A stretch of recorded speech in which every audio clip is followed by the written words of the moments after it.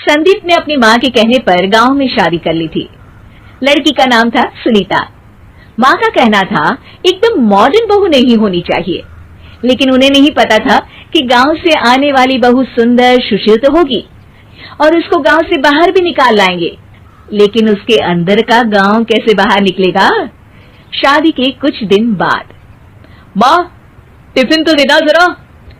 बेटा अब तो स्कूल नहीं ऑफिस जाता है, माँ से नहीं अपनी बीवी से टिफिन मांगा कर। ओके माँ। सुनीता टिफिन ले आओ। 1 किलो टिफिन, इसके अंदर पिस्ता डाल दिया है। पिस्ता? पिस्ता क्यों? सास जी ने बोला था ना कि आपको पिस्ता बहुत पसंद है। ओहो, मैंने पिस्ता नहीं पास्ता बोला था, पास्ता। पास्ता? कहीं होता है पास्ता? अरे बेटी तू रहने दे, मैं बना दूंगी। अच्छा किया कि पाव भाजी बनाने का नहीं बोला, वरना किसी के पाव बना देती है। सुनीता को बुरा लगता है, लेकिन उसकी नादान हरकतें कम नहीं होती। ऐसे ही एक दिन, अरे तुमने ये क्या लगाया है? अरे आप वो फूस फूस करके लगाते हैं ना, वही। डियो? का दियो? किसको दियो? अरे वही ना जिससे खुशबू आती है। हाँ हाँ सही पकड़े हैं। अच्छा लेकर तो आना। कौन सा डियो लगाया तुमने? अभी लेकर आते हैं जी। संदीप की बात मानकर सुनीता अंदर से खुशबू वाला फुसफुस लेकर आती है। OMG! OMG मतलब ओ माय गणेश ना। अरे OMG छोड़ो, ये खुशबू वाला फुसफुस की बात कर रही थी तुम? हाँ इसी की, फिर से सही पकड़े हैं। अरे देवी, लेकिन आप सही नहीं पकड़े हैं, ये डियो नहीं है। डियो नहीं है तो क्या लियो है? अरे ये रूम फ्रेशनर है, जिसको कमरे में छिड़कते हैं, खुद पर नहीं। कोई बात नहीं, माँ कहती थी आत्मा किराएदार है, शरीर एक किराए का कर्म।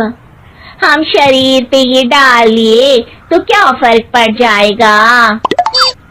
अरे बहू, ओ बहू, मेरे लिए फल तो ले आ, फिर मैं बाजार जाऊंगी। सुनीता अपनी सास के लिए फल लेकर आती है।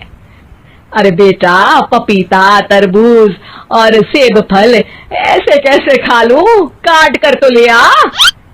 माँ जी, मेरे गांव में तो खेत से उठा के सीधा खा लेते हैं।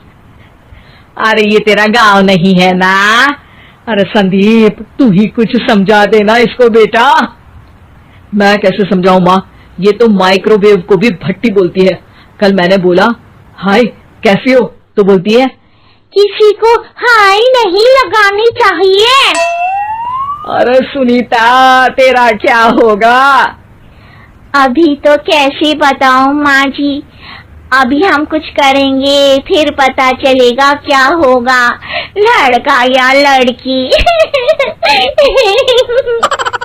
हे भगवान, कहाँ से आ गई है? रामपुर से जी, आप ही तो लेकर आए थे मुझे। अरे मुझे माफ कर दो। पहले कोई गलती तो करिए जी, आपकी तो सारी गलती माफ कर देंगे हम। हाँ अरे बहू, मेरी बात सुन, फल यानी कि फ्रूट जब भी लाए ना तो काट कर लाना, ठीक है?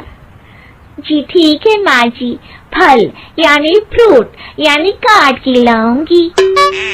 सुनीता रोज ही कोई ऐसी हरकत कर देती जिसकी वजह से उसे घर में 2 बातें सुननी पड़ती। एक दिन, माँ मेरे बॉस घर पर आने वाले हैं शाम को, उनका बर्थडे है, फैमिली साथ नहीं रहती उनके, तो यही पार्टी कर लेंगे। उनको अच्छा लगा तो शायद मेरा प्रमोशन भी हो जाएगा। मैं ना फ्रूट केक लाकर फ्रिज में रख दूंगी और तेरे साथ आज खाना मैं बनाऊंगी, ताकि जब साहब आए तो खाने में कोई गड़बड़ ना हो। शाम को जब सारी तैयारियां हो जाती है, संदीप के साथ बड़े साहब भी घर आते हैं।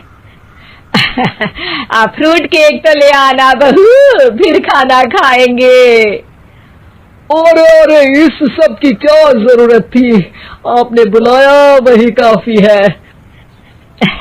सर, आपका परिवार शहर में नहीं है तो हम ही आपके परिवार जैसे हैं सर। इतने में ही सुनीता फ्रूट केक लेकर आती है और बड़े साहब की टेबल पर रख देती है और जैसे ही केक के ऊपर का बॉक्स हटाती है, ओह, ये क्या है? केक तो कटा हुआ है। मैं तो ऐसा नहीं लाई थी। आप मुझे शाबाशी दे सकती है माँ जी, मैंने ही केक काट दिया। आपने कहा था ना, फल यानी फ्रूट यानी हमेशा काट के लाना, तो फ्रूट केक भी तो फ्रूट ही है ना, तो मैंने पहले ही काट लिया। होना मैं समझदार। अरे बहू, ये क्या किया? केक हमेशा वही काटता है जिसका जन्मदिन होता है।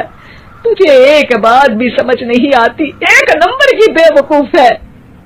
पूरा माहौल बिगड़ चुका था।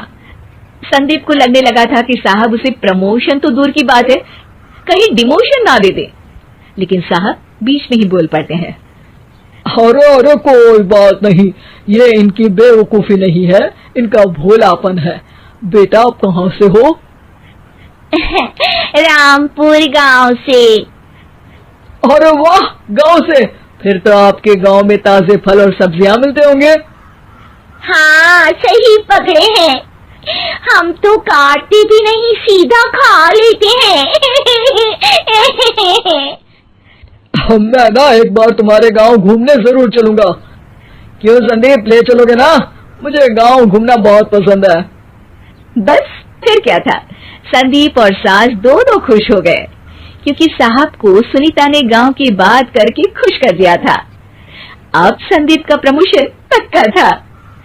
शिक्षा, कभी भी किसी भी गलती पर घबराना नहीं चाहिए।